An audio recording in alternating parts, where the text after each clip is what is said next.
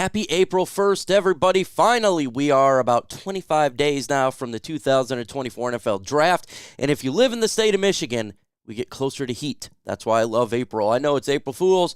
I'm not doing any of that, at least on here, so don't expect that. We're just going to get into the latest Lions news. We're going to talk about a bunch of articles that came out and getting ready for the draft and ready for heat. We need heat here in the state of Michigan. Let's go.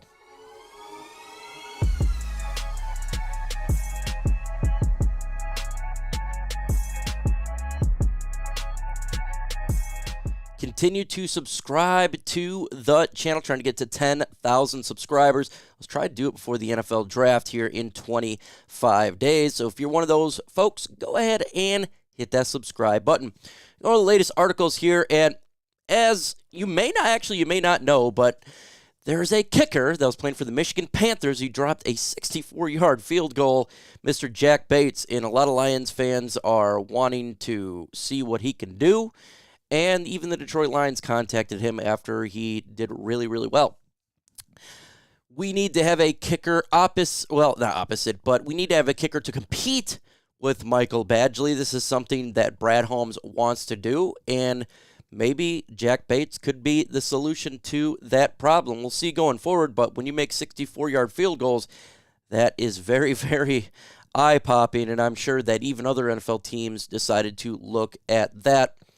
And he did it at Ford Field for the Panthers, so that's great. If they don't get him, they're going to get somebody to compete with Michael Badgley. NFL draft, probably most likely in the 7th round or potentially a 6th round. So the Lions want a healthy competition at that position. Nothing wrong with that.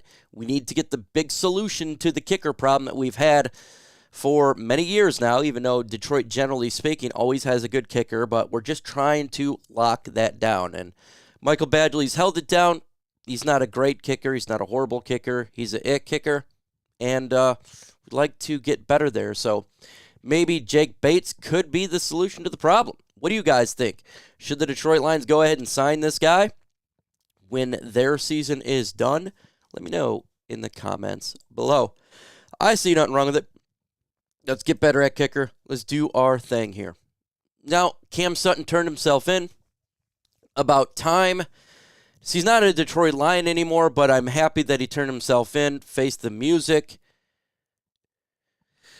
Look, if you did something wrong, man, you got to pay the price. You know, if you didn't do anything, you're innocent until proven guilty, but he's no longer on the run anymore, and that's a good thing. We'll still monitor this as, this thing comes along, what happens to Cam Sutton. Why? Because it's so weird, and it's a crazy situation. We'll see. Hopefully, he gets whatever is coming to him, whether it's good or bad. Innocent until proven guilty, but it sure don't look good. That is for sure. So happy he turned himself in. Now we just let this man do his thing right here. Heard an article here by Brad Berryman talking about 4 Detroit Lions who will not make the 53-man roster. And let's do 5, because I'm going to just put one of my guys in here right now, and that is the quarterback Nate Sudfeld. He is not making the roster. I don't think so, unless they wanted to go 3 quarterbacks. But he's not on this list. Already seen the list, so let's get this thing going here. He says number 1 is going to be Michael Badgley, and, we're going in the opposite direction. Michael Badgley not making the roster. Lions really want to upgrade that position. They do, so I 100% understand putting him on this list. The Lions want to get better, and we just talked about it. They're looking to get a kicker that can do big kicks, so I'm not going to argue with that one. Number 2, he says Craig Reynolds. I completely disagree. I do believe that Craig Reynolds is going to make the roster. I think the Detroit Lions are going to have the 3 same starting kickers, probably the exact same whole kicking room for this team. Craig Reynolds is the number 3.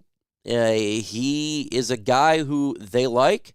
The players like him, and he produces. When David Montgomery and or Jahmyr Gibbs can't go, every time Craig Reynolds is in there, he gets it done. That's what he does. And so I do have him making the roster. I do have being on this team. He's not going to cost. He doesn't cost anything to be here, and he is a good running back. He's good. He's good. He's a great number 3, if you ask me.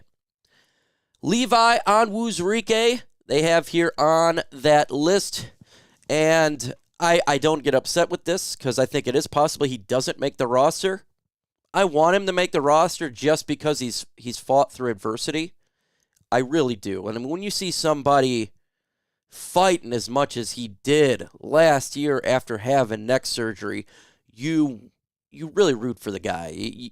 I love his intangibles at this point. I do. But look, we all about playing on the field. So if the Lions upgrade the position, as much as I love what he has done to get back to football shape, I want the best 53.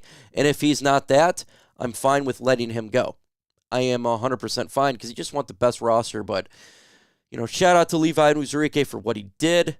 And hopefully he can continue to fight. But I want to better upgrade that DT. And if it's not him, it's not him. So I'm not going to be upset. Next here is Antoine Green. And I think we can all agree that there's a really good chance that he doesn't make the roster. If the Lions draft a wide receiver early in the draft, it doesn't look good for Antoine Green. It doesn't. At least he'll be at the same position he was last year, right? I think go 6, whatever. But since Josh Reynolds is not coming back right now, he's pretty good. But if the Lions get a receiver, especially early in the draft, it's going to be tough for him to stay on this roster. And that's just what happens when you have really good drafting. It's nothing against Green himself. It's just the way that Brad Holmes' ability to accumulate talent on this team. And he very well may get a better wide receiver, and that stinks. But Antoine Green will have a chance to compete, make that growth. Hopefully he can make another step forward with his ability to continue to learn the system. And we've seen that before where players take that big jump. And that's what it's all about, is taking that big jump. So hopefully everything goes good. Everything goes good for sure.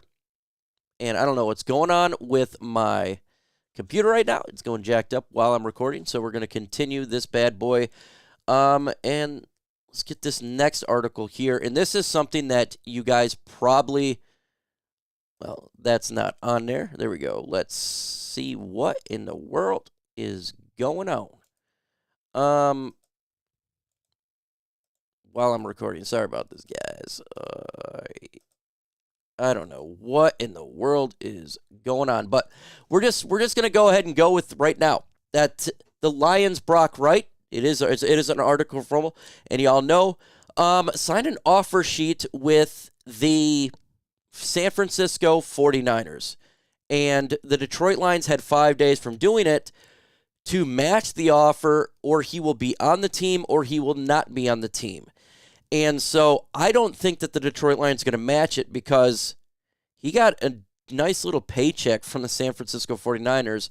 And for a guy who's a tight end too, it just doesn't make a lot of sense for the Detroit Lions to match that type of offer. It is just not. It's a lot of money. I mean, not a lot of money, but for him, it's a lot of money. So I just don't believe that the Lions are going to match it. So Brock Wright probably will not be a Detroit Lion. He will be a San Francisco 49er. And then we got to look for tight end too. Now, James Mitchell should come into the role at some point, right? We got Shane Zylstra. I think the Lions are really good at tight end. I know a lot of people would be upset with Wright not coming back. Not upset, but disappointed. But he's a tight end too, more blocking tight end. The Lions can replace him, right?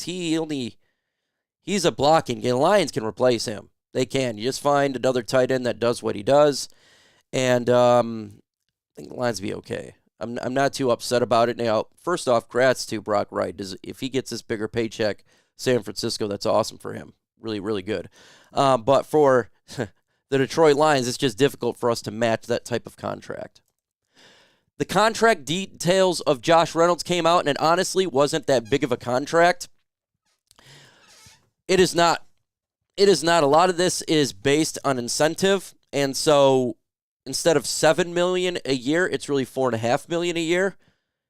The Detroit Lions decided not to match that. And it also, Josh Reynolds didn't want to stay in Detroit after the NFC Championship game. He got a lot of grief from Lions fans. He wanted to start fresh. So, look, the Lions can still upgrade the wide receiver position. I wish Josh Reynolds nothing but the best. Yes, he had a bad NFC Championship game, but he did help the Lions out since he's been here. Really helped out Jared Goff when we picked him up year one from the Dan Campbell regime and Jared Goff era. So I wish him nothing but the best. Lions will upgrade that wide receiver position in the draft. That's what they're going to do. They're going to get that upgraded for the draft, and the Lions then can acquire more talent at the wide receiver position. Donovan Peoples-Jones is going to take over some of those reps. Then the rest will be probably from the draft. You know, if they get a guy, say the first or second, third round, someone early for the Lions. I'm hoping it's more of the third round type because I think the Lions really need more help at the corner in the edge position. I would even put guard. So Lions, I think that if they draft a wide receiver, it doesn't need to be somebody that's significantly high. But if they do, you know, I get it. I totally get it. They want this offense to continue to be rolling and never really have any stoppage. So I can't argue with that. So we'll see going forward what the Detroit Lions do. 25 days till the NFL draft. Super excited. We're going to be at the Soaring Eagle Casino day one. Herm and I. There's going to be a lot of people there. I'm going to try to get to Detroit's draft day 2 and 3 so we all can hang out and have a good time. But we'll be at the Soaring Eagle for day 1. So come on out to the Soaring Eagle Casino for night 1 of the draft. A lot of us is going to be there, and we're going to have a great time. With that said, folks, adios.